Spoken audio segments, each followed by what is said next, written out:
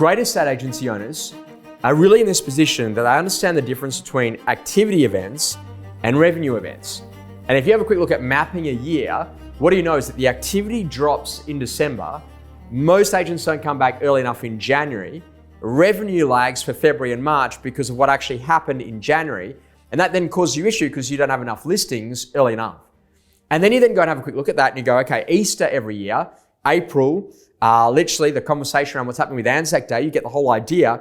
We've actually got these issues around the activity versus when the revenue actually lands.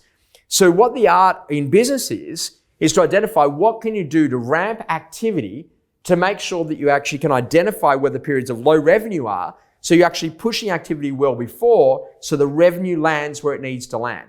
And this is a really important part of what you actually do in being a great real estate agent. You've got to realize the world has fundamentally changed from what it is that you believe.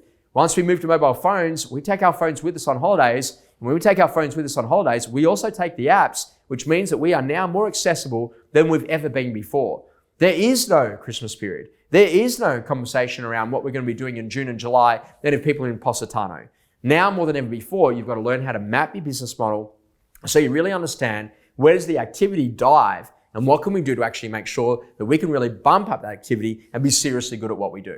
Now, let me give you a great idea on this. We were working with an incredible agent over in the UK, a guy named Spencer Lawrence. And Spencer was in this position that ultimately we mapped what actually happened in his business for his leasing team and ultimately his property managers. And what we realized is that the majority of their properties were let during the summer months. So over in that particular market in the UK, they identified that literally their leasing teams were flat out all the way through maybe periods like March, April, May, June, July, August, September, October. But you know what? No one ever wanted to move in like maybe late October, November, December, January, and Feb. So what we did is we moved the entire leasing team from actually doing leasing during those months to actually getting them into a position that they help the property managers in doing the routine inspections on all the properties that they already manage. And that's really smart.